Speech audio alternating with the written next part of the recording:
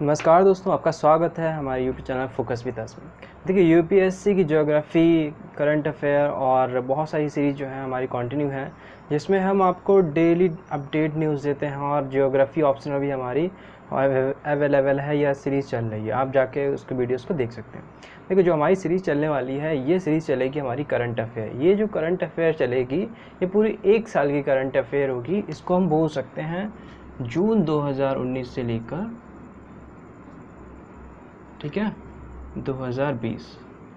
तो जून 2000 से मैंने क्यों स्टार्ट किया है, क्योंकि जून 2019 में ही क्या होता है, आपके प्रीलिम्स का एग्ज़ाम होता है। तो ऐसा माना जाता है यूपीएससी के लिए लगभग 1 से 1.5 साल का जो करंट अफेयर होता है वो आपके लिए इम्पॉर्टेंट होता है।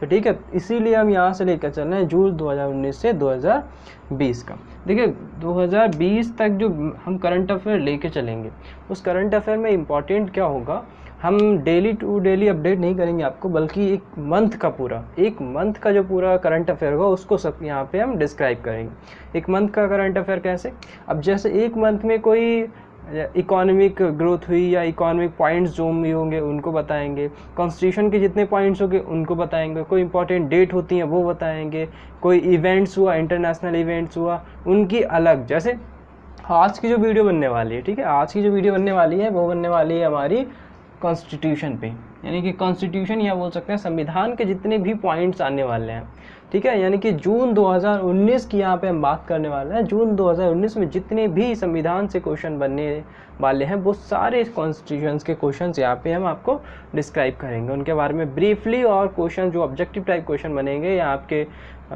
थ्योरेटिकल टाइप क्वेश्चन भी बने, वो सारे यहाँ पे कवर हो जाएंगे, ठीक है। तो इस तरह से फिर नेक्स्ट टॉपिक पे हम इकोनॉमी के लाएंगे, नेक्स्ट टॉपिक पे हम नेक्स्ट इंटरनेशनल डेज हो सकते हैं, इंटरनेशनल ट्रीटीज़ हो सकती हैं, या इंटरनेशनल इम्पोर्टेंट पर्सनस हो सकते हैं, या कोई सेलिब्रिटी हुई, या फिर ऐसे कर सकते हैं किसी का सिलेक्शन, ठीक है। तो ये जो पॉइंट्स होंगे इनको डे बाई डे हम कवर करते रहेंगे और इस तरह से हमारी ये सीरीज चलती रहेगी। और ये पर मंथ लगभग एक जो मंथ होगा वो दो से तीन लेक्चर में आपका कवर हो जाएगा, 2 से 3 लेक्चर में। और लेक्चर थोड़ा बड़ा होगा, लगभग 1 घंटे के करीब में। अब 2 से 3 लेक्चर में कवर हो जाएगा। तो इस तरह से आपके जितनी भी 12 मंथ हैं, यानी कि 12 मंथ होगा, तो 12 मंथ के रिगार्डिंग आपके लगभग 1 महीने के अंदर आपकी सारी चीज़ें ख़त्म हो जाएंगी, ठीक है। 1 महीने से 1.5 महीना आपका लगेगा, सारी चीज़ें फिनिश हो जाएंगी। कहने का मतलब है आप रिवीजन कर सकते हैं आसानी से, बहुत अच्छी तरह से। तो चलिए अभी हम चलते हैं जून 2019 की तरफ। तो जून 2019 की जो हमारी करंट अफेयर रहेगी उसमें हम कॉन्स्टिट्यूशन में देखने वाले हैं। तो कॉन्स्टिट्यूशन के देखने से पहले मैं आपसे अनुरोध करूंगा, अगर अभी तक आप हमारे चैनल पर नए हैं तो हमारे चैनल को सब्सक्राइब कर दीजिए। हमारा चैनल सर्च कीजिएगा फोकस विद अस, ठीक है, ऐसा सर्च कीजिएगा आपको मिल जाएगा, उसको सब्सक्राइब कर दीजिए। उसके बाद एक बेल आएगा, बेल को भी प्रेस कर दीजिए, उस पर ऑल पे क्लिक कर दीजिएगा ताकि जितने भी नोटिफिकेशन आपको सारे मिल सकें, ठीक है। क्योंकि ये रिवीजन बहुत इंपॉर्टेंट है, बहुत ज़्यादा इंपॉर्टेंट है सभी के लिए। चलिए शुरू करते हैं। तो यहाँ पे देखिए आप, यहाँ पे पहला पॉइंट जो है हमारा, संविधान से पहला है 2 नई कैबिनेट समितियाँ। तो कॉन्स्टिट्यूशन जो जून 2019 की बात करें तो 2 नई कमेटियाँ जो हैं यहाँ पे, समितियाँ, वो डिस्क्राइब की थी प्रधानमंत्री ने। कौन कौन सी 2 कमेटी थी? पहली कमेटी थी cabinet committee on investment and growth. इसमें 5, देखिए ये सारा इम्पॉर्टेंट है, उसके बाद हम यहाँ पे आपको मेन डेटा डिस्क्राइब करेंगे, ठीक है। ये एक बोल सकते हैं हेडिंग्स हैं, उनके बाद यहाँ पर जो डिस्क्रिप्शन होगा वो यहाँ पे आएगा, याद रखिएगा ये बातें। तो यहाँ पे जो हमारे prime minister mister Narendra Modi हैं, उन्होंने cabinet committee on investment and growth इसको ऑर्गेनाइज बनाया, और एम्प्लॉयमेंट एंड स्किल डेवलपमेंट इसको बनाया। तो जो cabinet committee on investment and growth है इसमें 5 सदस्य हैं, और एम्प्लॉयमेंट एंड स्किल डेवलपमेंट इसमें 10 सदस्य हैं। तो ये बनाई गई हुई क्योंकि 2019 में एम्प्लॉयबिलिटी यानी कि बेरोज़गारी को देखते हुए और अर्थव्यवस्था में महंगाई जब बढ़ रही थी, 2019 की बात कर रहे हैं, तब इसको देखते हुए 2 कमेटियाँ यहाँ पे बनाई गई थी। आपको ये पूछा जा सकता है जो cabinet committee on investment and growth में कितने सदस्य हैं? 5 सदस्य हैं। एम्प्लॉयमेंट एंड स्किल डेवलपमेंट में कितने सदस्य हैं? 10 सदस्य हैं, ठीक है। तो इसमें जो सदस्य हैं पहले देख लीजिए, यहाँ पे कैबिनेट कमेटी की बात कर रहे हैं तो इसमें सदस्यों की संख्या है वो 5 है। इसमें सदस्य कौन कौन से हैं? पहला सदस्य गृह मंत्री है, याद रखना है आपको, यहाँ पे मैं लिख रहा हूँ दिखाई दे रहा होगा, गृह मंत्री है। तो अभी के जो 2019 में नई विधानसभा बनी थी, यानी कि जब वोट हुए थे, आपको पता है 2019 में प्राइम मिनिस्टर फिर से सत्ता में आए थे, सरकार में आए थे, तब इन्होंने फिर से अपनी जो इनके पूरे मंत्रिमंडल थे, इन्होंने पूरे मंत्रिमंडल को चेंज कर दिया था। जो अमित शाह किसी भी कोई भी अध्यक्ष नहीं थे, तो इनको क्या बना दिया गया, गृह मंत्री बना दिया गया। राजनाथ सिंह पहले गृह मंत्री थे, अब रक्षा मंत्री बना दिए गए। तो इस तरह से कैबिनेट चेंज हुई तो इनको अलग अलग पद दिए गए। तो उस समय के जो गृह मंत्री थे या अभी भी जो गृह मंत्री हैं वो है हमारे अमित शाह, ठीक है। और दूसरे हैं हमारे सड़क परिवहन मंत्री।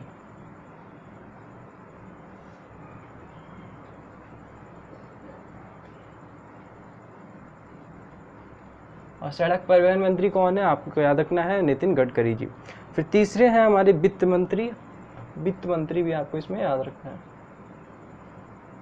जो इंपॉर्टेंट नेम होंगे वही यहाँ पे आप डिस्क्राइब करेंगे। देखिए बेकार का डेटा आपके लिए अनयूजुअल होगा, आपके लिए कोई फुलफिल नहीं होगा, आपके लिए बेकार का डेटा है, तो यहाँ पे हम बात करने वाले नहीं है उसके बारे में। तो हमारे लिए तीन ही मेन, तीन, और चौथा सदस्य खुद पीएम, याद रखना, पीएम तो आएंगे ही, ठीक है। तो कौन कौन से, गृह मंत्री, सड़क परिवहन मंत्री और वित्त मंत्री, ये तीन सदस्य यहाँ पे इंपॉर्टेंट है। बाकी आप दो सदस्य जैसे पीएम हो गए, ये भी इंपॉर्टेंट है, बाकी आपका नहीं। फिर है बेरोजगारी के लिए जो यहाँ पे एम्प्लॉयमेंट एंड स्किल डेवलपमेंट बनाई गई थी, इसमें 10 सदस्य थे। इसमें भी जो मेन सदस्य हैं वो हैं गृह मंत्री, ठीक है, वित्त मंत्री यहाँ पे, और प्राइम मिनिस्टर तो हैं ही, रेल मंत्री, इसमें एक और एक्स्ट्रा है, रेल मंत्री, और कृषि ग्रामीण मंत्री यहाँ पे हैं, रेल मंत्री और कृषि ग्रामीण मंत्री। कृषि ग्रामीण मंत्री कौन है आप बताएं हमें कमेंट बॉक्स में, अगर नहीं पता है तो आप हमारे साथ जुड़े रहिए, वो बताएंगे हम। तो कृषि ग्रामीण मंत्री कौन है, तो बहुत इजी है, नरेंद्र सिंह तोमर, ठीक है, याद रखना है इनके नाम को। तो ये जो समितियां गठन की गई थी, इसके साथ साथ 6 और समितियों को जो है पुनर्गठन किया गया था। मतलब जो समिति खत्म होने वाली थी या उनमें संशोधन करने के लिए समितियां गठन की गई थी, तो उनको संशोधन किया गया और 6 अन्य समितियां थी, उनका संशोधन किया गया। पहली समिति थी सुरक्षा मामलों की समिति के अध्यक्ष, याद रखना, सुरक्षा मामलों की समिति थी। मंत्रिमंडल की नियुक्ति की समिति थी। संसदीय मामलों की अध्यक्षता की समिति थी। इस अध्यक्षता यानी कि जितने भी हम नाम बोल रहे हैं ना, वो भी आपको याद रखना है, ठीक है। और भी आर्थिक मामलों की समिति थी, सुरक्षा मामलों की समिति थी, याद रखिएगा, ठीक है। नेक्स्ट पॉइंट है हमारा त्रिभाषा फॉर्मूला। तो त्रिभाषा फॉर्मूला क्या है अब ये, तो त्रिभाषा फॉर्मूला ये देखिए, यहाँ पे डॉक्टर कस्तूरी रंगन समिति इकाई, डॉक्टर कस्तूरी रंगन समिति, यहाँ पे मैंने लिखा है 2019। इन्होंने, डॉक्टर कस्तूरी रंगन समिति ने जो हमारी क्षेत्रीय भाषा होनी चाहिए उस पर अपनी कुछ राय मशवरा दी, यानी कि कुछ अपने पॉइंट्स दिए। तो उन पॉइंट्स को यहाँ पे याद रखना आपके लिए बहुत ज़रूरी है। अब ये इनके पॉइंट्स क्या क्या थे, ये पॉइंट्स थे 3 भाषा के लिए, त्रिभाषा के लिए, तभी इसको बोला जाता है त्रिभाषा फॉर्मूला। आपसे क्वेश्चन पूछा जा सकता है त्रिभाषा फॉर्मूला क्या है, तो याद रखिए ये डॉक्टर कस्तूरी रंगन 2019 की समिति के द्वारा दिया गया एक फॉर्मूला था, जिससे बताया गया था कि डॉक्टर जो त्रिभाषा फॉर्मूला है वो कैसा होना चाहिए। तो ये राष्ट्रीय शिक्षा नीति के अकॉर्डिंग आई थी, ये भी पॉइंट आपको याद रखना है, राष्ट्रीय शिक्षा नीति 2019, ठीक है, राष्ट्रीय शिक्षा नीति 2019। तो इसमें पहला पॉइंट क्या था, पहला पॉइंट था मातृ क्षेत्रीय भाषा। तो इसमें था कि अगर कोई देश है, तो कोई राज्य है, तो उसमें पहली जो भाषा होनी चाहिए वो होनी चाहिए मातृभाषा या क्षेत्रीय भाषा। जैसे मातृभाषा अगर यूपी के हैं तो हिंदी बोल सकते हैं, अगर बिहार के हैं तो बिहारी वहाँ की मातृभाषा जो पहली भाषा होगी वो मातृभाषा हो सकती है, क्षेत्रीय भाषा हो सकती है। दूसरा था इसमें, दूसरा था हिंदी राज्य। अगर हिंदी राज्य है जैसे यूपी है, तो हिंदी राज्य में अंग्रेजी या उससे उच्च भाषा, कोई अंग्रेजी पढ़ाया जा सकता है या उससे उच्च भाषा पढ़ाई जा सकती है। दूसरा इसी में है कि अगर कोई गैर हिंदी राज्य है, जैसे तमिलनाडु हो गया, तमिल बोली जाती है, तो वहाँ पर हिंदी पढ़ाई जा सकती है या अंग्रेजी पढ़ाई जा सकती है। आपको ये पॉइंट्स याद रखने हैं, क्योंकि जब भी ऑब्जेक्टिव टाइप के अलावा डिस्क्रिप्टिव क्वेश्चन बनेगा तो इसी तरह से बनता है कि फर्स्ट मातृभाषा कौन सी है, सेकंड में किन भाषाओं की बात की गई है, थर्ड में किस भाषाओं की बात की गई है, ठीक है, ये सारे आपको पॉइंट याद रखना है। तो फर्स्ट में आपकी बात की गई है मातृ क्षेत्रीय भाषा, यानी मातृभाषा हो या क्षेत्रीय भाषा हो। सेकंड में बात की गई है हिंदी राज्य है तो अंग्रेजी होनी चाहिए या उससे भी उच्च भाषा होनी चाहिए। और इसी में आपका अगर गैर हिंदी राज्य है तो उसमें हिंदी या अंग्रेजी भाषा बोली जा सकती है। ठीक है। तीसरी जो भाषा है, तीसरा इनका भाषा का फॉर्मूला है वो है कि अगर हिंदी राज्य है तो हिंदी राज्य में कोई अंग्रेजी हो सकती है या आधुनिक भाषा बोली जा सकती है। कौन सी? अंग्रेजी भाषा या कोई आधुनिक भाषा। ठीक है, सीखी जा सकती है या वहाँ पे सिखाई जा सकती है। और अगर कोई गैर हिंदी राज्य है तो वहाँ पे देखिए आधुनिक या अंग्रेजी भाषा सिखाई जा सकती है। गैर हिंदी वाले के यहाँ अंग्रेजी भाषा या आधुनिक कोई भाषा, नई भाषा। आधुनिक भाषा का यहाँ पे मतलब है जैसे कोई एडवांस नॉलेज चाहता है, जैसे जर्मन सीखना चाहता है, फ्रेंच सीखना चाहता है, चाइनीज सीखना चाहता है। ठीक है, बहुत सारी लैंग्वेजेस होती हैं, इन्हें बोला जा रहा है आधुनिक भाषा। आपको ये याद रखना है। अब ये जो कमेटी बिठाई, इन्होंने अपने नियम दिए, अपने राय मशवरे दिए, अपने पॉइंट दिए, लेकिन इसको सभी जगह लागू नहीं कर पाए। क्यों नहीं लागू कर पाए? क्योंकि जो तमिलनाडु के साइड के क्षेत्र हैं, ठीक है, वो अपने यहाँ पे हिंदी को अप्लाई नहीं होने दे रहे हैं। याद रखना, जैसे तमिलनाडु हो गया, पुडुचेरी हो गया, त्रिपुरा हो गया, ये क्या कर रहा है? हिंदी अपने राज्यों में सिखाने को तैयार ही नहीं है। समझे? और हमारे यहाँ जो आप बोल सकते हो, जैसे हमारा ये भारत है तो यहाँ पे अगर ये जो बोल सकते हैं हम उत्तरी क्षेत्र, तो उत्तरी क्षेत्र वाले दक्षिणी क्षेत्र की भाषा नहीं सीखना चाहते और दक्षिणी क्षेत्र वाले उत्तरी क्षेत्र की भाषा नहीं सीखना चाहते। इसी तरह से उत्तर पूर्वी राज्य वाले ये दोनों भाषाएं नहीं सीखना चाहते, वो अपनी अपनी भाषाओं पे अड़े हुए हैं। तो इसीलिए ये जो फार्मूला था वो फेल हो गया। आपको ये याद रखना है। इसको रफ कर देते हैं। फिर नेक्स्ट पॉइंट की तरफ बढ़ते हैं। नेक्स्ट पॉइंट है हमारा स्वच्छ सर्वेक्षण 2020 तिमाही भारांक 2000। अब देखिए ये क्या है, तो स्वच्छ सर्वेक्षण 2020 इसको ministry of housing and urban affairs के द्वारा जारी किया जाता है। याद रखना, स्वच्छ सर्वेक्षण 2020 किसने जारी किया जाता है या करता है कौन? Ministry of housing and urban affairs. इसको शॉर्ट में आप लिख दीजिए, ministry of housing and urban affairs. ठीक है, तो इसका जो 2019 में नई दिल्ली में 5वां संस्करण का आयोजन किया गया था। याद रखना है आपको, सिर्फ मैं मेन पॉइंट ही बता रहा हूँ। तो नई दिल्ली में जो इसका आयोजन हुआ था वो 5वां था। 5th आयोजन हुआ था न्यू दिल्ली में। याद रखना है आपको। ठीक है, न्यू दिल्ली में इसका 5वां संस्करण हुआ था। और जो इसका तिमाही मूल्यांकन होता है, तिमाही मूल्यांकन का मतलब है अगर कोई साल है तो उसके साल में जैसे इकोनॉमी में होता है, इकोनॉमी में जो इकोनॉमी की ग्रोथ देखी जाती है वो हर तिमाही देखी जाती है। ठीक है, जिसकी रिपोर्ट आती है तिमाही आती है। तो इसी तरह से इन्होंने जो सर्वेक्षण रिपोर्ट है वो भी तिमाही के बेसिस पे डिपेंड की और तिमाही के बेसिस पे ही इन्होंने रिपोर्ट तैयार की। तो तिमाही के बेसिस पे कब से स्टार्ट हुई आपको ये याद रखना है कि किस मंथ से किस मंथ तक वो तिमाही रिपोर्ट बनेगी। तो पहली जो रिपोर्ट थी वो स्टार्ट हुई अप्रैल 2019 से। अप्रैल 2019 से लेकर अप्रैल से 3 महीने आप जोड़ लीजिए, जून पड़ता है आपका, जून 2019। ठीक है, फिर अप्रैल 2019 से जून 2019 और दूसरी आपकी पड़ी जून के बाद जुलाई आता है, जुलाई से सितंबर। तो इस तरह से जुलाई 2019 से सितंबर 2000 शॉर्ट में लिख दे रहा हूँ 2019 सितंबर होता है। तो फिर उसके बाद तीसरी जो रिपोर्ट आई वो आई अक्टूबर से लेकर दिसंबर, अक्टूबर 2019 से लेकर दिसंबर 2019। ठीक है, तो इस तरह से तिमाही रिपोर्ट को यहाँ पे पब्लिश किया गया, आपको याद रखना है। तो इसका जो मूल्यांकन किया जाता है, मूल्यांकन यानी कि इसका जो सर्वे किया जाता है, इसका समराइज किया जाता है, कहाँ से डेटा लिया जाए, किसको बताया जाए कि कौन सबसे स्वच्छ है, कौन सा इलाका सबसे बेकार है, गंदा है। तो इसका जो मूल्यांकन करने वाली 2 कंपनियां हैं। तो पहली है सर्वेयर मैसेज ब्लॉक यू, याद रखना है, इसका नाम मैं लिख देता हूँ, server message block 2, server message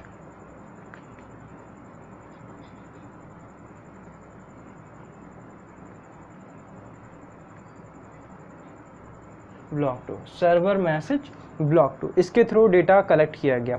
तो ये एक ऐसी एक ऑनलाइन प्रणाली थी, क्योंकि उस समय एक तरीके से मान लीजिए ऑनलाइन सारा डिजिटलाइज हो रहा था, तो उस समय इसका जो सिस्टम भी लिया गया था वो ऑनलाइन ही लिया गया था, इसीलिए इसका सिस्टम ऑनलाइन हुआ और इसीलिए यहाँ पे सर्वर मैसेज ब्लॉक 2 का यूज़ किया गया, ठीक है।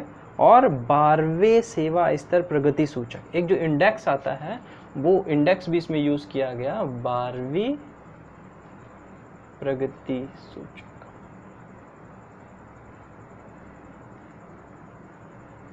इन दोनों का यूज़ करके क्या बनाया गया, स्वच्छ सर्वेक्षण 2019 का तिमाही जो भारांक होते हैं वो उसको दिया गया। और तिमाही भारांक का मतलब है यहाँ पे कितने मार्क्स में से किसको मिला है। तो जो तिमाही भारांक बनाया गया उसमें तिमाही भारांक रखा गया 2000 का, ठीक है। ये आपको मेन पॉइंट याद रखना है, कितना तिमाही भारांक रखा गया, 2000 का। अब इसमें देखिए जो इसमें स्वच्छ सर्वेक्षण की जो श्रेणियाँ बनाई गई, इसमें स्वच्छ सर्वेक्षण के लिए मैं कहाँ पे लिखता हूँ, ये तो हो गया, हाँ ऊपर लिखता हूँ, 2 श्रेणियाँ बनाई गई, इसका डेटा है सारा, ठीक है।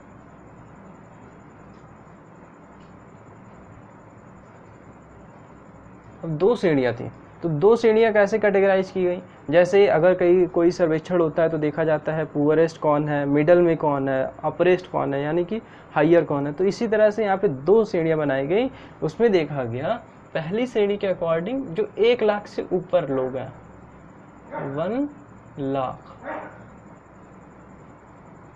लाख से ऊपर की आबादी का जो क्षेत्र है,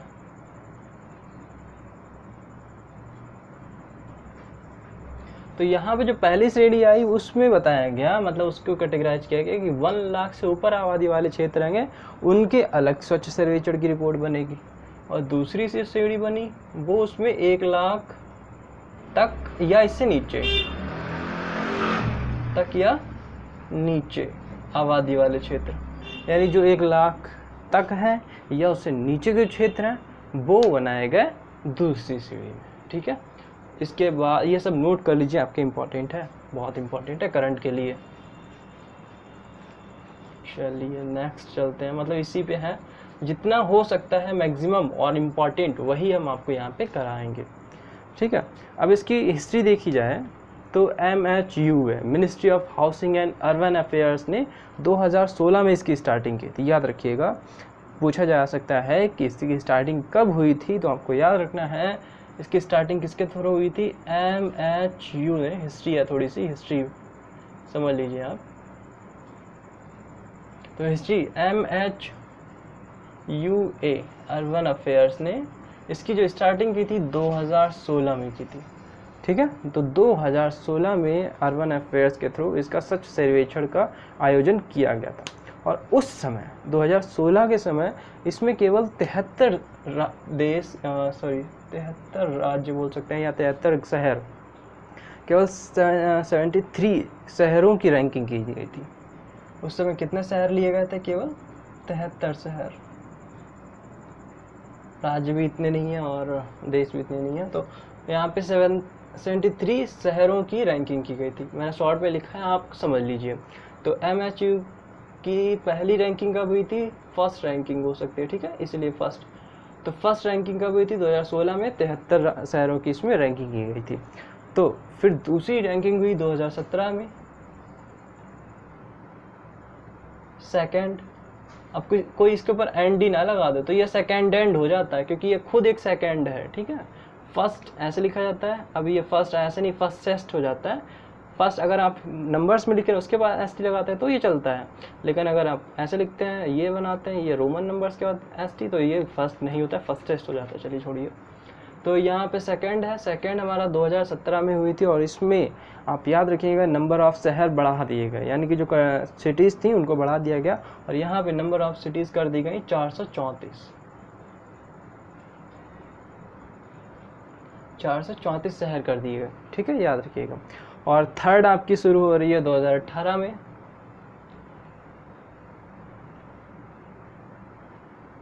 और इसमें लगभग ये हमारी देखिए सेकंड में 2017 में 434 थी, ठीक है, आपको याद रखिएगा। और थर्ड में लगभग नंबर याद रखना बहुत इजी है, इसमें 4000 पहुँच गए, इसमें पहुँच गए 4203, इसमें 4203 शहर ले लिए गए, ठीक है। और थर्ड हमारी है, सॉरी फोर्थ हमारी है 2019 की, और उसमें और ज़्यादा शहर लिए गए, और इसके अकॉर्डिंग लगभग मोस्टली जितने मैक्सिमम शहर याद कवर किए जा सकते थे उनको यहाँ पे कवर किया गया। तो मैक्सिमम नंबर्स में आ जाइए, क्योंकि उस समय मैक्सिमम आप समझ लीजिए जितने अपने कंट्रीज़ में जितने सिटीज़ हैं, ठीक है। चलिए ठीक है, तो इतना हमारा सारा डेटा था रिगार्डिंग टू स्वच्छ सर्वेक्षण 2019 के अकॉर्डिंग। ये सारा आपका इम्पोर्टेंट डेटा है जो मैंने अभी तक आपको बताया। फिर आता है हमारा पॉइंट नीति आयोग का पुनर्गठन। देखिए नीति आयोग का पुनर्गठन यहाँ पे हम बात क्यों कर रहे हैं 2019 की, तो 2019 में जैसे मैंने स्टार्टिंग बताया कि 2019 में जो हमारे प्राइम मिनिस्टर हैं मिस्टर नरेंद्र मोदी, उनके द्वारा फिर से सरकार बनाई गई। तो जब उनके द्वारा फिर से सरकार बनाई गई तो उनके द्वारा फिर से मंत्रिमंडल का चुनाव हुआ। तो मंत्रिमंडल को चुनने के लिए अलग अलग लोगों को अलग अलग जो कमेटी थी, समितियाँ था, उनको दी गई, ठीक है।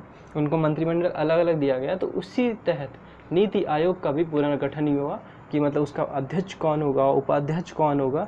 आपको इम्पॉर्टेंट पॉइंट है, बताइए नीति आयोग का अध्यक्ष कौन होता है, ठीक है। यहाँ पे तो लिखा है, आप देख सकते हैं, पर याद रखना है आपको, नीति आयोग का अध्यक्ष हमेशा प्राइम मिनिस्टर होता है, जो भी प्राइम मिनिस्टर होगा, ठीक है। नीति आयोग के बारे में सारी डिस्कशन करेंगे, जितना इम्पोर्टेंट है वो सारा, ठीक है। तो नीति आयोग का जो हमारा अध्यक्ष होता है, याद रखना है, उसका प्राइम मिनिस्टर होता है। बाकी नीचे और भी लोग होते हैं, पहले होते हैं उपाध्यक्ष, तो अध्यक्ष के बाद उपाध्यक्ष आते हैं। उपाध्यक्ष हमारे कौन है, राजीव कुमार।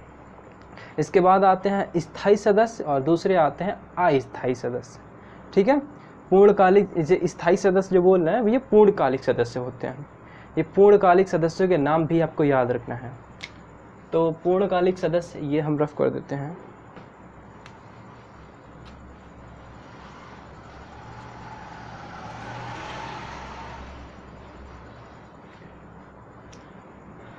हाँ, अब हम इस पे हैं, इसको लेकर चलेंगे यहाँ पे, ठीक है। तो नीति आयोग का पुनर्गठन में हमारे जो अध्यक्ष हैं पीएम मिस्टर नरेंद्र मोदी, उपाध्यक्ष मिस्टर राजीव कुमार।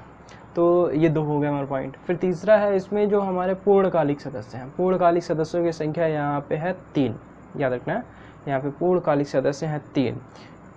पहले जो मैं लिख लेता हूँ,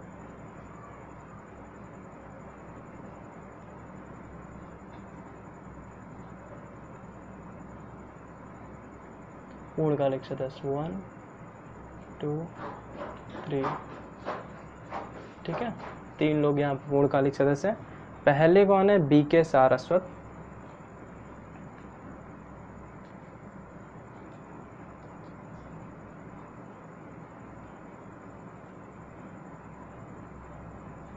स्पेलिंग देख लीजिएगा, बिल्कुल सही है। कोई गलती हो तो आप सुधार सकते हैं, क्योंकि नेम जो होते हैं वो अलग अलग स्पेलिंग से बनते हैं, किसी में डबल ई आता है, किसी में आई आता है, तो ये चेंज हो सकते हैं।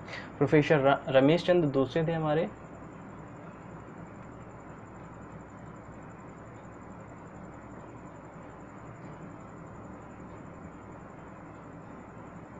ठीक है। दूसरे हमारे थे प्रोफेसर रमेश चंद्र, याद रखिए। यहाँ पे देख लीजिएगा, कोई दिक्कत हो रही है बता दीजिएगा। नेक्स्ट वीडियो में कोई भी प्रॉब्लम हो तो कमेंट में जरूर पिन कर दीजिएगा, उसको कमेंट कर दीजिएगा, ताकि नेक्स्ट वीडियो में आपको समझा सकूँ अच्छे से, ठीक है। तीसरे थे हमारे doctor BK Paul,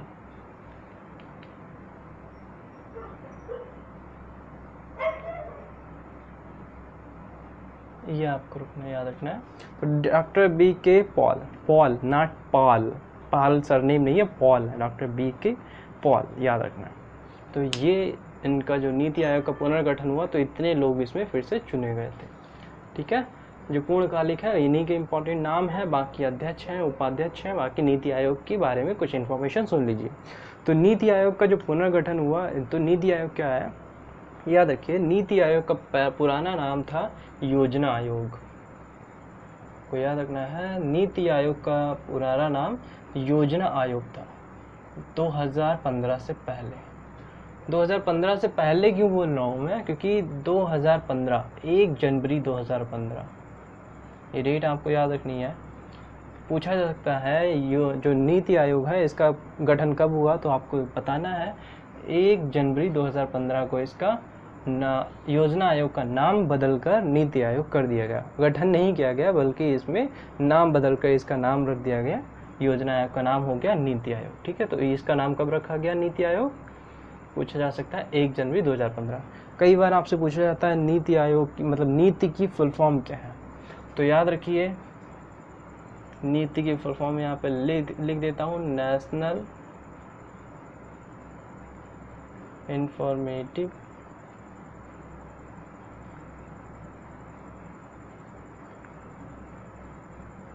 transforming of India.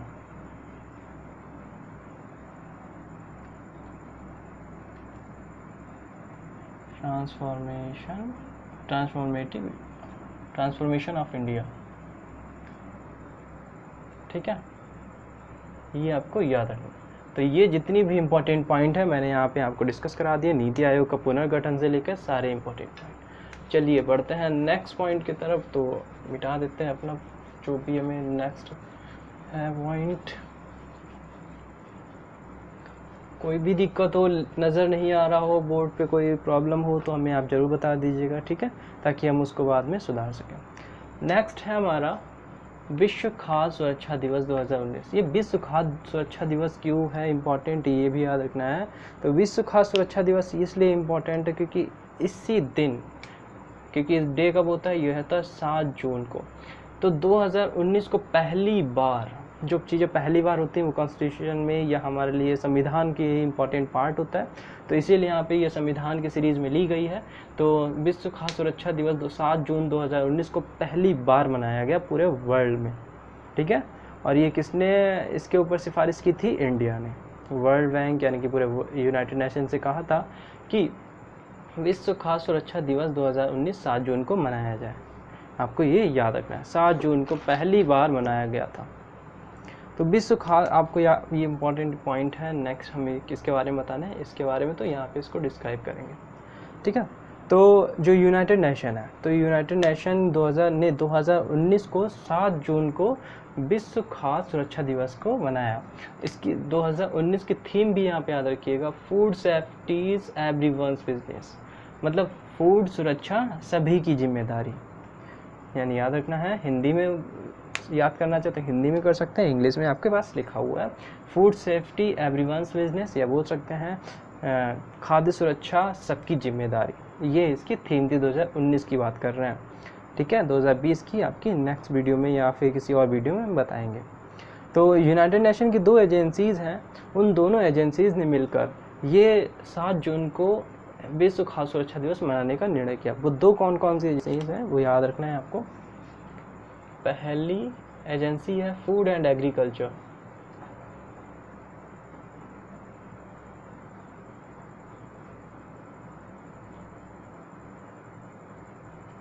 कौन सी है, फूड एंड एग्रीकल्चर ऑर्गेनाइजेशन। ठीक है, और दूसरी, तो पहली आपको याद रखना है फूड एंड एग्रीकल्चर ऑर्गेनाइजेशन, और दूसरी है वर्ल्ड हेल्थ ऑर्गेनाइजेशन। इन दोनों ने मिलकर ही इसको डिसाइड किया था।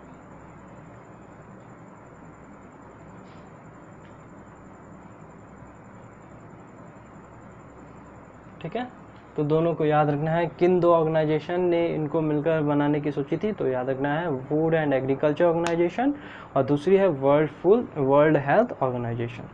अब सरकार, इंडिया की सरकार की पहल क्या क्या थी, तो इंडिया की सरकार की पहल ये थी, जो हमारी इंडिया की अथॉरिटी है या हमारी इंडिया की जो ऑर्गेनाइजेशन जिसे हम FSSAI बोलते हैं, इंडिया की हम यहाँ पे लिख देते हैं, इंडिया की पहले क्या थी, तो FSSAI, food safety and standard authority of India. याद रखना है आपको, इसकी फुल फॉर्म भी आपसे पूछी जा सकती है, तो याद रखना है फूड सेफ्टी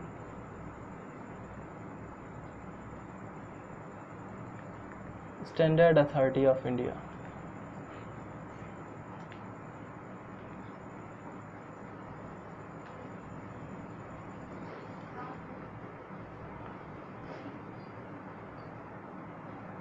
ठीक है। तो ये फुल फॉर्म है, कई बार आपसे पूछी जा सकती है।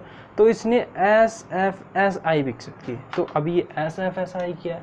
पहले तो food safety standard authority of India ने विकसित की SFSI,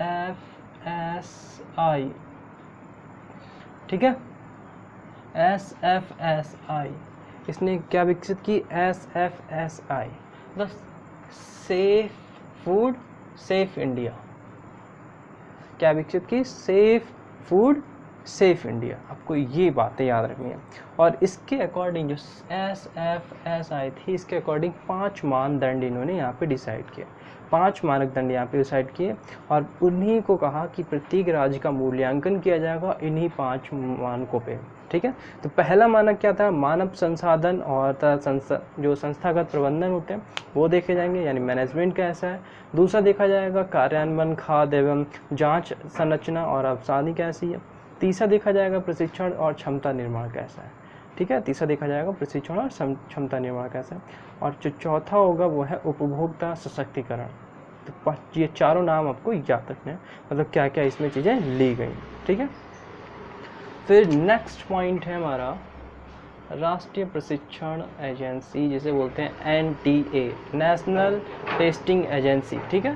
राष्ट्रीय प्रशिक्षण एजेंसी अभी की एजेंसी नहीं है, ये बहुत पुरानी एजेंसी है। लगभग इसकी स्टार्टिंग हो गई थी, आप मान लीजिए 18, ये स्टार्टिंग तो इसकी बहुत पहले हुई थी 1860 में, क्योंकि अंग्रेज़ों के समय जब इंडिया के छात्रों को पहली बार सिविल सर्विसेज बनने का मौका दिया गया था, तब से इसकी स्टार्टिंग हुई थी नेशनल NTA। लेकिन बाद में इसमें चेंजेस होते रहे आज़ादी के बाद।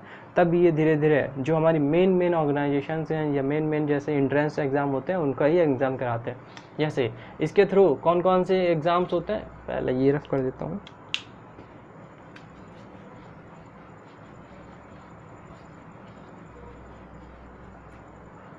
तो इसके थ्रू पहले कौन कौन से एग्ज़ाम होते हैं? IIT, ठीक है। IIT का एग्ज़ाम कौन कराती है? NTA कराती है, आपको याद रखना है, ठीक है।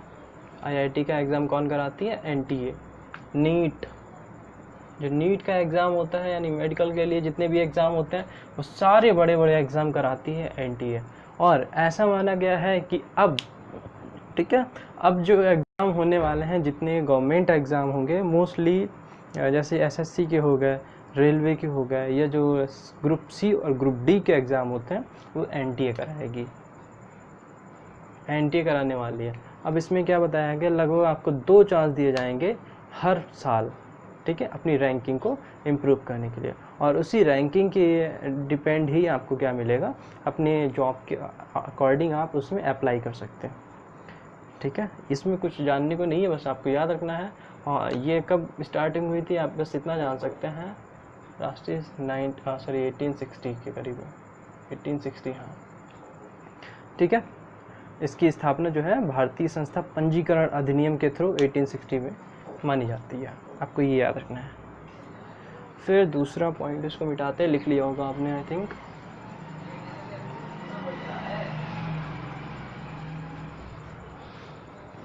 हाँ, तो नेक्स्ट पॉइंट है नेशनलिस्ट पीपल्स पार्टी NPP। अब ये पार्टी को क्यों संविधान में लिया गया है, क्योंकि कोई भी कॉन्स्टिट्यूशन में अगर कोई अमेंडमेंट होता है या किसी के पार्टी को कॉन्स्टिट्यूशन की राष्ट्रीय पार्टी का दर्जा दिया जाता है, तो उसको कॉन्स्टिट्यूशन की लिस्ट में डालना बहुत कंपलसरी है, ठीक है। तो जो आपके नेशनलिस्ट पीपल्स पार्टी NPP, इसके शॉर्ट में बोल सकते हैं, ये क्या है। तो इसमें कुछ इंपॉर्टेंट पॉइंट है। मेघालय के CM कॉनराड के संगमा, ये क्या है अभी समझ में आएगा। तो जो नेशनल पीपल्स पार्टी है, इसको एक राष्ट्रीय पार्टी का दर्जा दे दिया गया है। जैसे राष्ट्रीय पार्टी क्या होती हैं और आपकी राज्य पार्टी क्या होती है, ऐसे समझ लीजिए। तो जो राष्ट्रीय पार्टी होती है, अभी तक 11 राष्ट्रीय पार्टी, पहले ये भी पता होना चाहिए कितनी राष्ट्रीय पार्टी हैं, 11। तो जितनी भी राष्ट्रीय पार्टी होती हैं वो एक तरीके से राष्ट्रीय लेवल पर जाके चुनाव लड़ सकती हैं। जैसे आपकी भाजपा, कांग्रेस, सपा, ठीक है, सपा, बसपा यानी कि बहुजन समाज पार्टी, और भाजपा, और ठीक है। और इस तरह से ये भी आपकी पार्टी हो गई है नेशनल पीपल्स पार्टी। ये जो पार्टी है ये कहाँ से पार्टी बनी है, ये मेघालय की पार्टी है। और मेघालय की पार्टी का नेतृत्व, यानी कि इस पार्टी को बनाया किसने था, मेघालय के CM कॉनराड के संगमा, आपको याद रखना है। इस पार्टी का नेतृत्व कौन करते हैं? नेशनलिस्ट पीपल्स पार्टी का नेतृत्व करने वाले सीएम कौन है? कॉनराड के संगमा, और कहाँ के हैं? ये मेघालय के सीएम थे।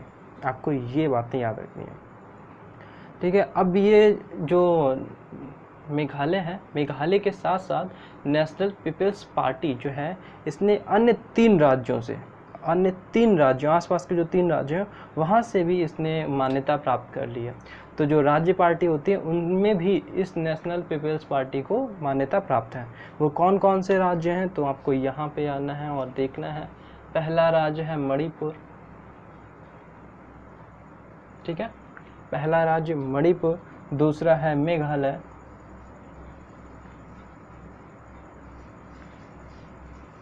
और तीसरा है आपका मिजोरम। बहुत आसानी से याद कर सकते हैं, तीनों ही वर्ड माँ से शुरू हैं। देखिए, सॉरी, हाँ ठीक है, ये गलत है, मिजोरम नहीं, नागालैंड।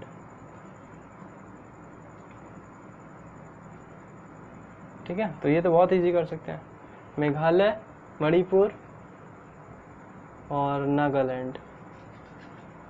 मेघालय 2 बार हो गया, आई थिंक यहाँ पे मिजोरम होना चाहिए। हाँ ठीक है, मिजोरम और नागालैंड, ये आपका सही है।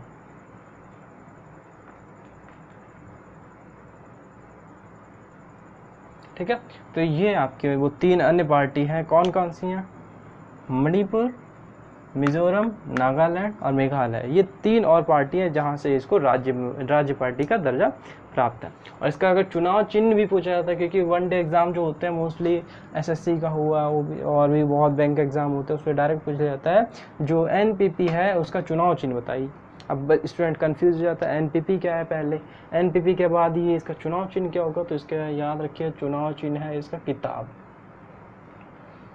तो जब चुनाव चिन्ह किताब हो गया तो बाकी जो 4 राज्य हो गए, मेघालय, मिजोरम, मणिपुर और नागालैंड, उसमें किसी को और को किताब नहीं मिल सकती। ठीक है, कौन है? किताब, इसका चुनाव चिन्ह किताब है। आप किसको नोट डाउन कर लीजिए, सारी इंपॉर्टेंट आपकी इसमें हो गई। और एक और पॉइंट बचा हुआ है, यहीं पे बता देता हूँ कि जो इसका गठन है, इसका गठन हुआ था 2013 में। ठीक है, इसका गठन 2013 में हुआ था। और जो अभी के सीएम कॉनराड के संगमा है, इनके पिताजी ने इस पार्टी का गठन किया था। अब ये आपके सारे पॉइंट्स हो गए रिगार्डिंग टू नेशनल पीपल्स पार्टी यानी एनपीपी। ठीक है, सारे इंपॉर्टेंट पॉइंट मैंने यहाँ पे बता दिए। अगर कोई छूटता है कमेंट बॉक्स में कर दीजिएगा उसको, और फिर भी अगर कोई प्रॉब्लम हो तो कमेंट में कीजिएगा, नेक्स्ट वीडियो में आपको यहाँ पे समझा दूँगा। ठीक है, नेक्स्ट पॉइंट है हमारा संसद में विधेयकों का व्यपगमन। देखिए, व्यपगमन यहाँ पे मेरा कहने का मीन्स है कि संसद में जो विधेयक होते हैं, क्योंकि उस समय 2019 में जो पार्टीज़ थी, यहाँ पे सारा डेटा आप मेरे जवान से सुन लीजिए मुँह से, वोकल में, क्योंकि यहाँ पे जब 2019 में नई सरकार बनी, फिर से प्राइम मतलब नरेंद्र मोदी जी की, तो उस समय बहुत सारे जो विधेयक थे वो पेंडिंग में पड़े हुए थे। बहुत सारे कानून, बहुत सारे एक्ट बनने के कगार पे थे। बहुत सारे जो विधेयक थे वो कि कोई विधेयक संसद में था रुका हुआ, कोई विधेयक राज्यसभा में रुका हुआ था, पेश होने वाला था, या कोई विधेयक पारित ही नहीं हुआ था, कोई विधेयक राष्ट्रपति द्वारा वापस भेजा गया था। तो इस तरह से यहाँ बात की गई है संसद में विधेयकों का व्यपगमन। मतलब संसद में अगर कोई विधेयक है तो वो कब वापस होगा या कब रद्द होगा या कब रद्द नहीं होगा, इसीलिए ये पॉइंट इम्पॉर्टेंट है। ये अगर आपने कॉन्स्टिट्यूशन पढ़ा है तो आप इसको अच्छे से कर सकते हैं कि कौन सा जो आपका पॉइंट है या विधेयक है रद्द होगा या नहीं होगा। मैं इसको 2 लाइन्स में आपको डिस्क्राइब करके अच्छे से समझा देता हूँ। तो पहला, कब होगा, रद्द होगा। ठीक है, रद्द होने के कुछ पॉइंट है, वो पॉइंट आप याद रखिए या फिर नोट डाउन कर लीजिए। पहला पॉइंट यही है कि वो जो विधेयक है वो विधानसभा के बाद जो आपकी लोकसभा होती है वहाँ से पास हो गया हो, लेकिन राज्यसभा में पास नहीं हुआ हो। ठीक है, अगर राज्यसभा में पास नहीं हुआ होगा और सरकार बदल गई तो फिर वो विधेयक रद्द कर दिया जाएगा, उस पर बात नहीं की जाएगी। फिर से अगर उसको उठाया जाएगा तब बात की जाएगी। ठीक है, वो रद्द कर दिया जाएगा। दूसरा, कि कि वो विधेयक लोकसभा में ही पास नहीं हुआ हो, फिर भी उसको क्या किया जाएगा, रद्द कर दिया जाएगा। ठीक है, आपको ये याद रखना। या फिर लोकसभा से भी पास हो गया हो, राज्यसभा से भी पास हो गया हो, और फिर उसको दिया गया हो राष्ट्रपति को, लेकिन राष्ट्रपति ने रद्द कर दिया हो, इंपॉर्टेंट पॉइंट याद रखना, रद्द कर दिया हो, तब वो रद्द हो जाता है। अब करते हैं कब रद्द नहीं होगा, मतलब कब उसको पास करना ही पड़ेगा, मतलब सेकंड सरकार बनने के बाद भी उस पर विचार होगा, चर्चा होगी और वो रद्द हो, मतलब उसको बात चलेगी। कब, अगर मतलब आपकी जो लोकसभा से पास हो गया है और राज्यसभा में विचार के लिए रखा हो, राज्यसभा ने उस पर कोई सहमति नहीं जताई है, ना ही कोई इस पर असहमति जताई है, लेकिन उसको रखा हुआ है विचार के लिए, तो वो पास होगा, इस पर विचार किया जाएगा। दूसरा कंडीशन है कि अगर लोकसभा में पास नहीं हुआ हो लेकिन राज्यसभा ने पास कर दिया हो। ठीक है, कुछ विधेयक जो है राज्यसभा लाती है, कुछ विधेयक है लोकसभा लाती है। तो अगर राज्यसभा के द्वारा कोई विधेयक पास किया गया है और लोकसभा ने उस पर साइन नहीं किया या उस पर विचार भी नहीं किया है, तो वो रद्द नहीं होगा, याद रखना है। राज्यसभा जो भी विधेयक पास करेगी उसको लोकसभा को मानना होगा, और नहीं मानती है तो फिर से भेजेगी, ऐसे भेजती रहेगी, और ऐसे टाइम होता है 6 महीने का। ठीक है, उस 6 महीने के टाइम के पीरियड के अकॉर्डिंग फिर से आपको टाइम दिया जाएगा, फिर से भेजा जाएगा। तो इस तरह से अगर कोई राज्यसभा के द्वारा विधेयक भेजा जा चुका है, ठीक है, पास किया जा चुका है, और लोकसभा में पास नहीं है, तो वो विधेयक रद्द नहीं होगा नई सरकार बनने के बाद भी।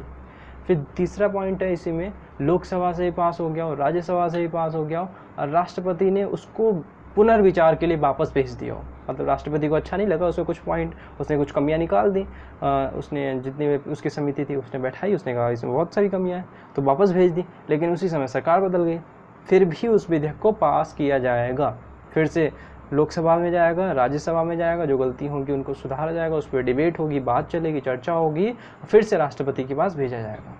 ठीक है, ये पॉइंट आपको याद रखना है। तो कब पास होगा, कब पास नहीं होगा, यही है व्यपगमन के बारे में। ठीक है, तो सारी इंपॉर्टेंट पॉइंट हमने आपको यहाँ पे डिस्कस कर दी। जो भी इंपॉर्टेंट पॉइंट आपको बचता है वो आप हमसे डायरेक्ट पूछ सकते हैं कमेंट करके। चलिए फिर चलते हैं, नेक्स्ट है धारा 376E और शक्ति मिल मामला। अभी धारा 376 और शक्ति मिल मामला क्या है, तो यहाँ पे कुछ नहीं लिखा हुआ, इसको कर देते हैं ऊपर। हाँ ठीक है, तो धारा 376 क्या हुआ, बॉम्बे उच्च न्यायालय यानी कि जो बॉम्बे का हाई कोर्ट है उनके अकॉर्डिंग 376E के आधार पर जो भी मामले होंगे उनमें सीधे मृत्युदंड दी जा सकती है। ठीक है, अब ये क्या है धारा 376, पहले समझिए।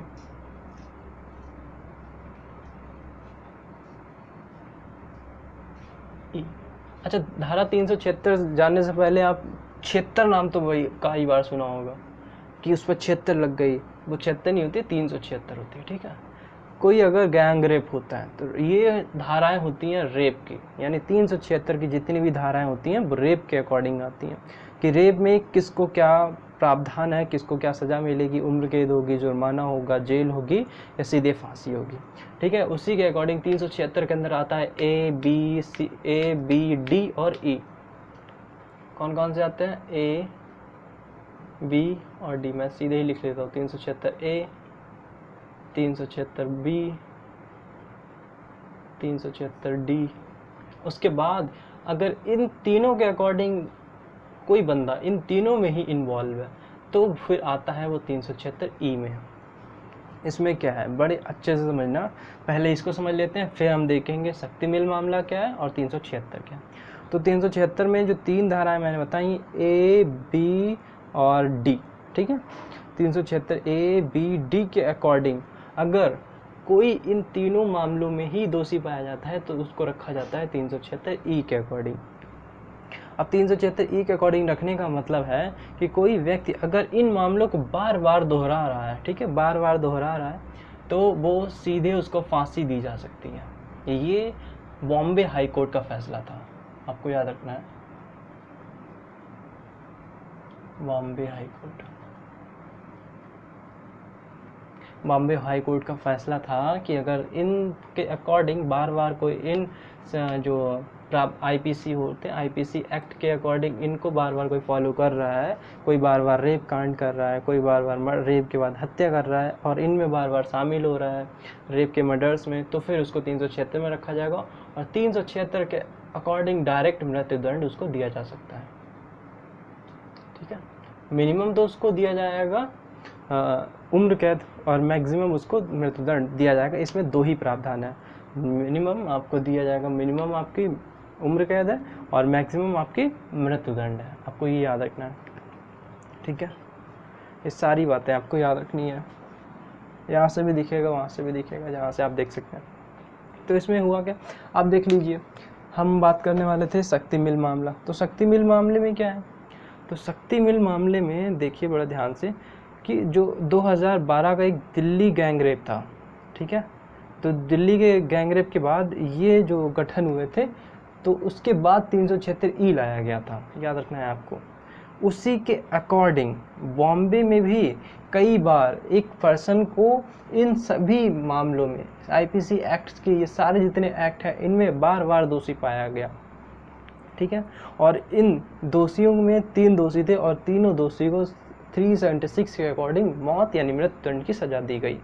अब बहुत सारे ऑब्जेक्शन भी उठे कि ये हमारे मतलब हमारे मौलिक अधिकारों के खिलाफ है, आप ये उल्लंघन कर रहे हैं। वो कुछ नहीं हुआ, इनको मृत्युदंड दे दिया गया, याद रखना है, क्योंकि ये रेप कांड मतलब ये जो 376 होती है, 376 के अकॉर्डिंग मतलब सीधे रेप करना, उसमें भी इन्वॉल्व थे।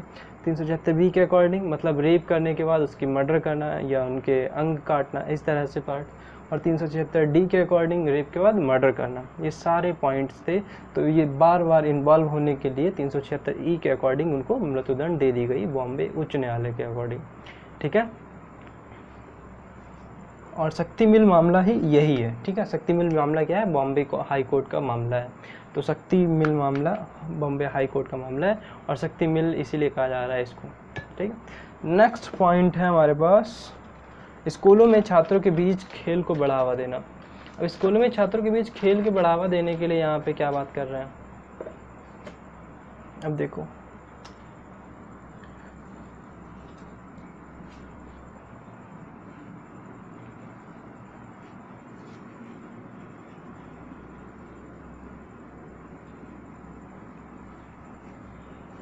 चलिए, तो देखिए स्कूलों में छात्रों के बीच खेल को बढ़ावा देने का यहाँ पे सीधा सा मीन्स है कि स्कूलों में जागरूकता लाई जाए कि ज़्यादा से ज़्यादा एक्टिव होने के लिए आपको योग जैसे योग को प्रोत्साहन मिला है, ऐसे खेलों को भी प्रोत्साहन मिलना चाहिए कि लोग ज़्यादा से ज़्यादा क्या करें, खेलों की तरफ आकर्षित हो सकें। ठीक है, ज़्यादा से ज़्यादा खेलेंगे तो उनका स्वास्थ्य भी अच्छा रहेगा और एजुकेशन की तरफ भी ज़्यादा बढ़ेंगे, क्योंकि आपने एक कोट सुना होगा कि स्वस्थ शरीर में ही स्वस्थ मस्तिष्क निवास करता है। यानी कि अगर आपका शरीर स्वस्थ है तभी आपका मस्तिष्क स्वस्थ है। आप अगर मेंटल प्रॉब्लम से जूझ रहे हैं इसका मतलब आपकी बॉडी भी खराब हो जाएगी। ठीक है, तो ये आपको याद रखना है स्कूलों में शिक्षा के बीच। अब ये स्कूलों में शिक्षा के बीच बढ़ावा देने के लिए इसमें 3 पॉइंट रखे गए थे।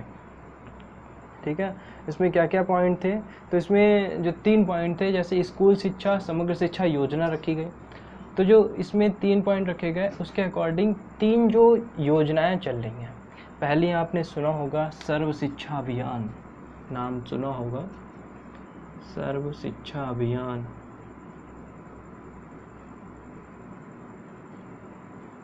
आपके यहाँ प्राइमरी कॉलेजेस में ये चलता है, इसमें पेंसिल पे बैठे हुए एक लड़का लड़की दिखाए जाते हैं, वहाँ पे लिख के आता है सर्व शिक्षा अभियान ये। और दूसरा फिर राष्ट्रीय माध्यमिक शिक्षा।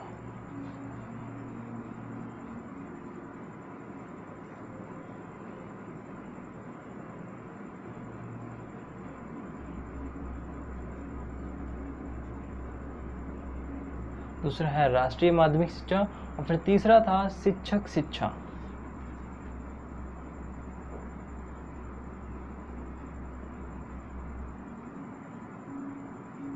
ठीक है, इन तीनों पॉइंट्स यानी जितनी भी 3 ये योजनाएं हैं इनको लेकर ही बनाई गई ये हमारी स्कूल में छात्रों के बीच इस खेल को बढ़ावा दिया गया। अब खेल को बढ़ावा देने का मतलब यहाँ पे था कि जिस तरह से ये सारी योजनाएं चल रही हैं उनमें कुछ और एडवांसमेंट की जाए। तो इस एडवांसमेंट के चलते याद रखना है जो प्राथमिक विद्यालय होते हैं, प्राथमिक, ठीक है, इनको 5,000 रुपये पर मंथ पर ईयर दिया गया, 5,000 रुपये पर ईयर। किसके लिए? खेल की चीज़ों को बढ़ाने के लिए, जैसे खेल के जो इक्विपमेंट्स हैं, खेल के जो मैदान हैं, या खेल के खेलने के लिए कोई गार्डन है वहाँ पे ले जाओ, पिकनिक कराओ, यानी कि खेल की चीज़ों के मेंटेनेंस के लिए ये 5,000 रुपीज़ पर ईयर दिए गए प्राथमिक विद्यालयों को। फिर जो उच्च प्राथमिक विद्यालय होते हैं, उच्च प्राथमिक विद्यालय होते हैं, उनको दिए गए 10,000 रुपये पर ईयर, ठीक है। और फिर जो उच्च माध्यमिक विद्यालय होते हैं या उच्च माध्यमिक प्राइमरी विद्यालय होते हैं, ठीक है, उच्च माध्यमिक विद्यालय, इनको दिया गया 25,000 रुपये। आपको ये तीनों रेट आपको याद रखना है कि किस विद्यालय को कितना पैसा दिया गया खेल को बढ़ावा देने के लिए, ठीक है। अब इसी के अकॉर्डिंग जो बताया गया कि जितने भी ये कार्यक्रम चल रहे हैं, प्रोग्राम चल रहे हैं, इसमें जो रूपरेखा के अकॉर्डिंग 2005 से 1 तक, मतलब कक्षा 1 से लेकर कक्षा 10 तक सभी को खेल में हिस्सा लेना अनिवार्य होगा, इन सभी के अकॉर्डिंग बताया गया। तभी आप देखते हैं जितने भी आपके एग्ज़ाम होते हैं उनमें फिजिकल एजुकेशन का एक जो सब्जेक्ट होता है वो आपका ऐड रहता है, भले ही आपको कॉलेज में पढ़ाया जाए या ना पढ़ाया जाए, आपके मार्क्स उसमें ऐड होते हैं, ठीक है। मार्क्स आपकी मार्कशीट में छप के आते हैं, लेकिन परसेंटेज अगर काउंट की जाती है तो वो उसके अकॉर्डिंग काउंट नहीं होती है। तो ये प्रावधान कब से है, तो याद रखना ये प्रावधान है 2005 से लेकर। तो हम डिस्क्राइब करेंगे इन तीन जितने भी तीनों पॉइंट्स हैं, इनको हम यहाँ पे डिस्क्राइब करेंगे। तो पहला है हमारा सर्व शिक्षा अभियान। तो सर्व शिक्षा जो अभियान है, ठीक है, तो याद रखना इसमें क्या है, तो इसका जो कार्यान्वयन शुरू किया गया था वो शुरू किया गया था 2000 से लेकर 2001 तक।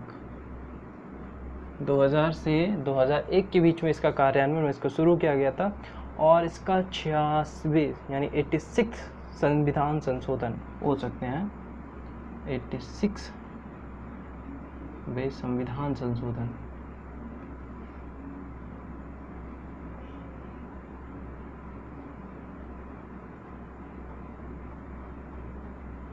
कुछ ही पॉइंट है इसीलिए हम बाकी बोर्ड यूज़ नहीं कर रहे हैं, वहाँ से आप समझ सकते हैं। तो सर्व शिक्षा अभियान 2000 से 2001 के बीच में शुरू किया है, और 86वें संविधान संशोधन यानी बोल सकते हैं 86 संशोधन के अकॉर्डिंग 2002 में, कब ये हुआ था, 2002 में 6 वर्ष से लेकर, ठीक है, 6 वर्ष से लेकर 14 वर्ष तक के सभी शिक्षक जितने युवा हैं उनके लिए अनिवार्य शिक्षा कर दी गई थी। किस माध्यम से? सर्व शिक्षा अभियान से लेकर।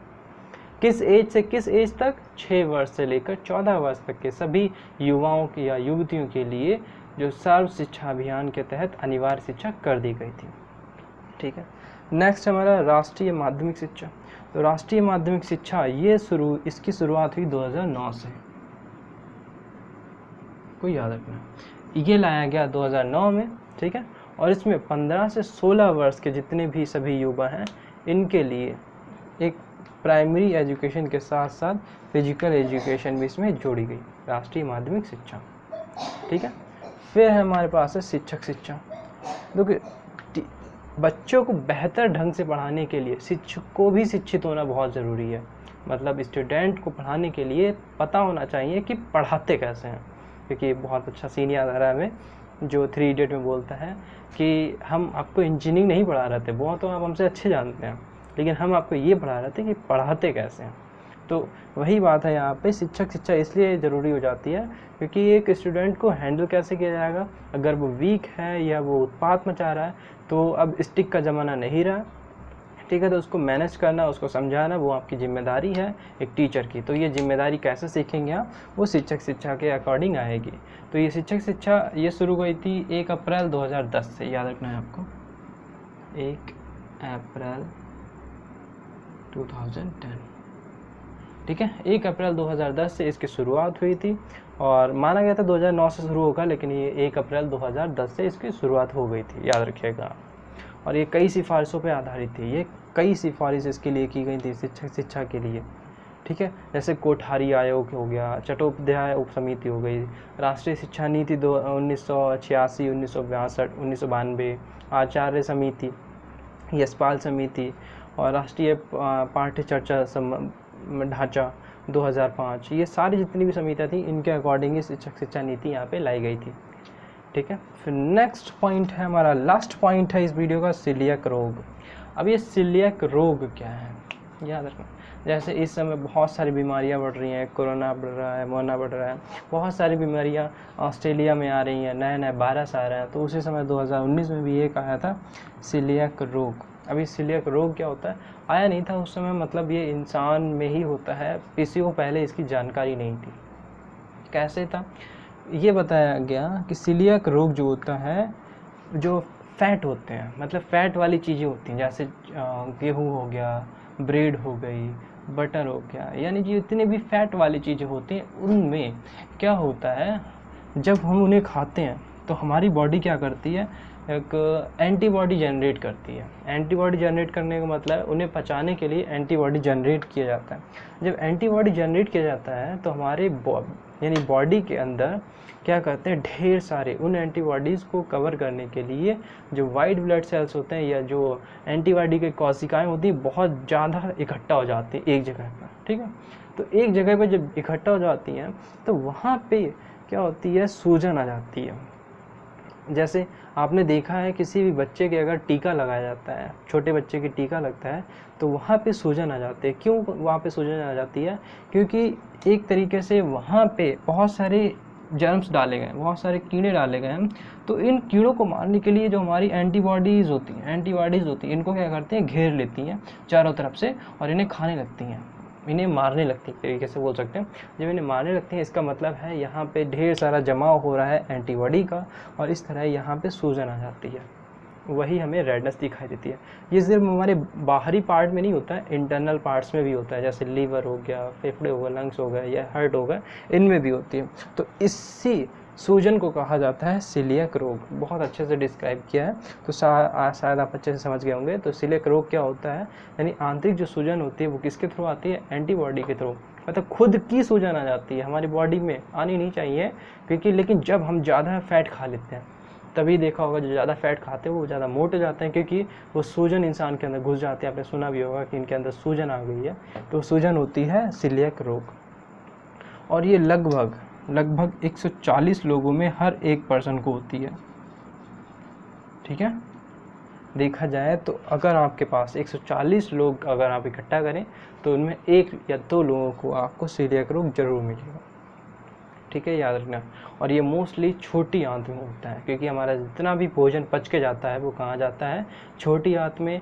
और छोटी आंत में जाने के कारण वहाँ पे जो ग्लूटेन नामक एक प्रोटीन निकलता है, उस प्रोटीन के कारण ही हमारी ये जो सीलियक रोग बनता है। तो यहाँ पे आप उस प्रोटीन का नाम याद रखना है, ग्लूकेन प्रोटीन। आपसे पूछा जा सकता है, ये प्रीलिम्स में आपका क्वेश्चन बन सकता है, किस प्रोटीन के कारण सीलियक रोग होता है, या सीलियक रोग किस प्रोटीन के कारण होता है, तो वो है आपका ग्लूकेन प्रोटीन। ठीक है, ग्लूकोन प्रोटीन।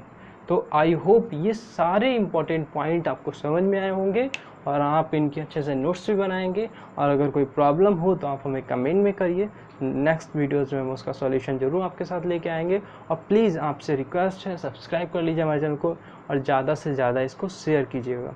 ठीक है, तो मिलते हैं नेक्स्ट वीडियो में, तब तक के लिए धन्यवाद।